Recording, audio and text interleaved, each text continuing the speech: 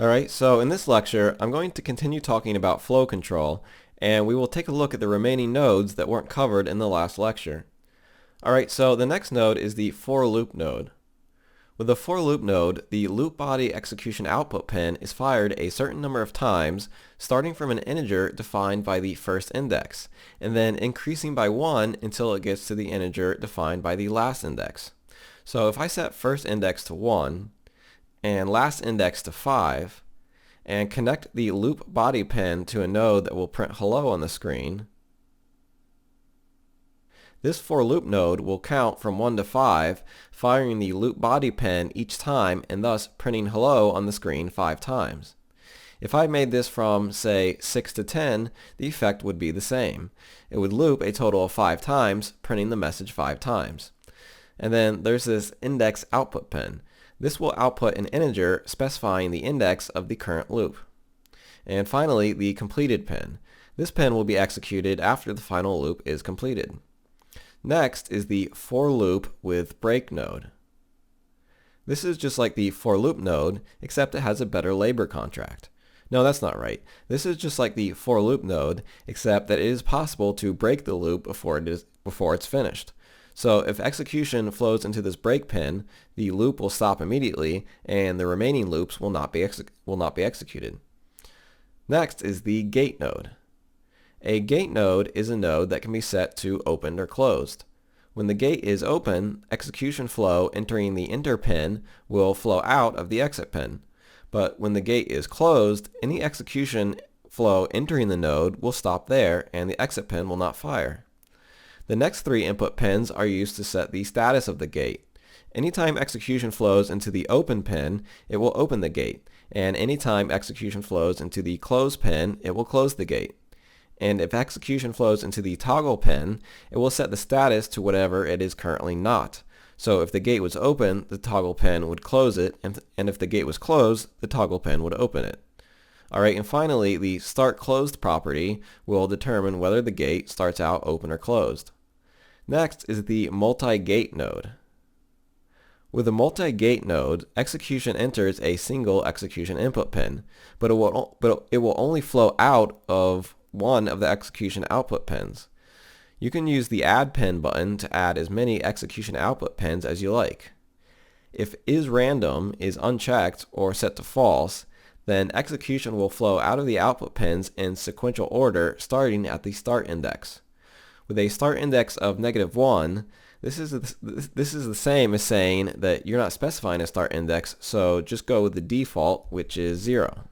And then loop will determine whether or not the sequence should start over, or if the node should just block further execution flow. So with this node set up the way it is now, the first time execution flows into the node, it will flow out of the out 0 pin. The second time, execution would flow out of the out 1 pin. The third time, it would flow out of the out 2 pin. And from then on, execution flowing into the execution input pin will not do anything until execution flows into the reset pin to reset the node. If I had changed this start index to a 1 though, the first time execution flowed in, it would have flowed out of the out 1 pin, then out of the out 2 pin, and then out of the out 0 pin before it would start blocking execution and needing to be reset.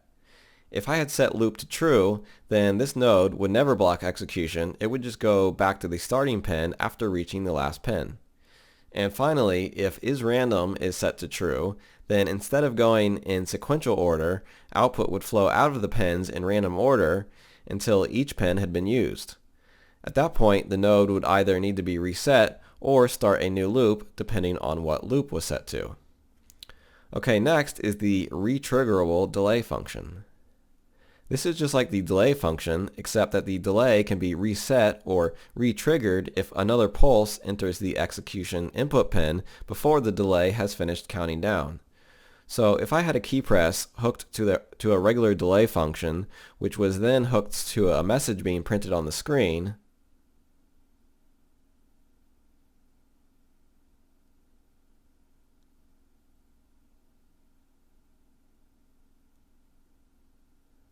If I set the duration of the delay to 10 seconds, then 10 seconds after the first time I press the key, the message will be printed on the screen, no matter how many additional times I press the key. This is because a regular delay function will ignore any input pulses while it is still counting down a previous delay. If I change this node to a retriggerable delay node, however, every time I press the key, it will reset the delay countdown to the duration value, in this case 10 seconds. So now the message might theoretically never get printed, as long as I keep pressing the key within 10-second intervals.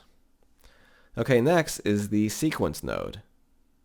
With the sequence node, every time execution flows into the node, it will flow out of every single one of the output pins. And again, you can use the Add Pin button to add as many output pins as you want.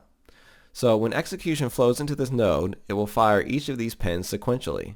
However, it will do so without any delay, so from the player's perspective, it will appear as if each of these pins fired at the same time.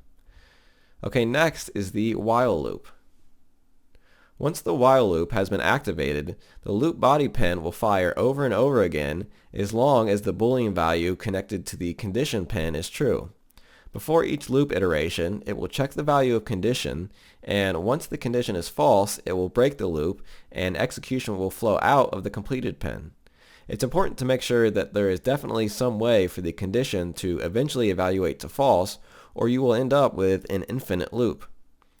Alright, and the last thing I'm going to cover within flow control are switches. Switches are a way to route the flow of execution based on the value of whatever variable you pass into the switch. So if I create a switch on int node, I can connect an integer variable to this pin, and then when this node is activated, it will read in the value of this integer, and based on that value, route execution to one of the output pins. Right now, however, the only output pin is the default pin, so I'm going to use the Add Pin button to create more. So this will create output pins starting with the start index as specified here, and then incrementing by 1 each time the button is pressed. So right now the pins are 0, 1, and 2, but if I change the start index to 5, for example, the pins would then be 5, 6, and 7. If you want to delete one of the pins you added, you just need to right click on that pin and click Remove Execution Pin. Okay, so with the way this node is set up right now, when this node is activated, if this integer variable connected to it is a 5, execution will flow out of the 5 pin. If it were a 6, it would flow out of the 6 pin, and if it were any other value, execution would flow out of the default pin. You can also do a switch on other data types as well. For example, you could use the switch on name node.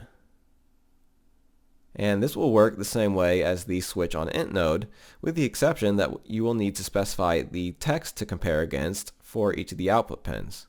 So you can do that by going over to the details panel, expanding the pin names property, and entering the text you want each pin to check for.